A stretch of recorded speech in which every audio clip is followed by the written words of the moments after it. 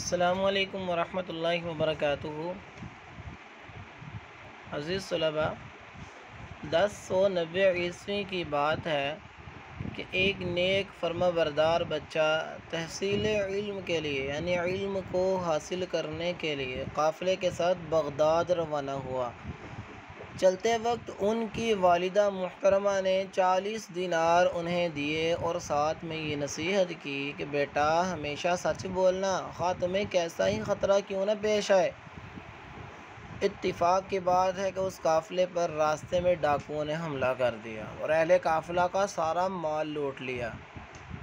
जब डाकू बारी बारी काफ़िले वालों की तलाशी ले रहे थे तो उनमें से एक डाकू ने बच्चे से पूछा, ए लड़के, तुम्हारे पास क्या है? फरमाबरदार बच्चे ने जवाब दिया, मेरे पास 40 दीनार हैं। डाकू ने उसे मजाक समझा और छोड़कर चला गया। बाद में एक और डाकू आया, उसने भी वही सवाल किया। बच्चे ने फिर वही जवाब दिया कि मेरे पास 40 दीनार हैं। वो बच्चे को पकड़कर सरदार के पास ले गया, जो डाकुओं का सरदार था। सरदार ने बच्चे से पूछा, वो दीनार कहाँ हैं? बच्चे ने जवाब दिया, मेरी कमीज़ के अंदर सिले हुए।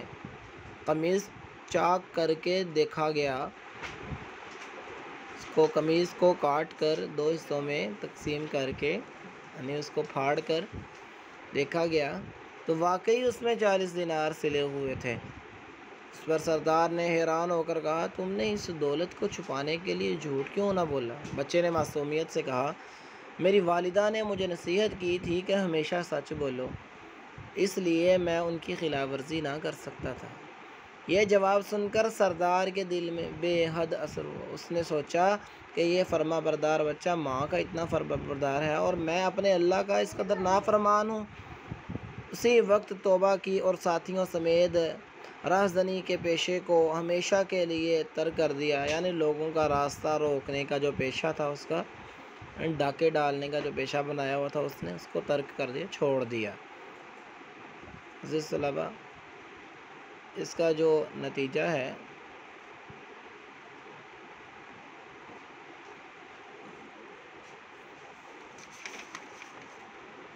सच का इनाम ज़रूर मिलता है। और इसका जो टॉपिक है आपने ऊपर उन्वान लिखना है, वो अब्दुल कादिर जिलानी लिख देना है। अस्सलाम वालेकुम।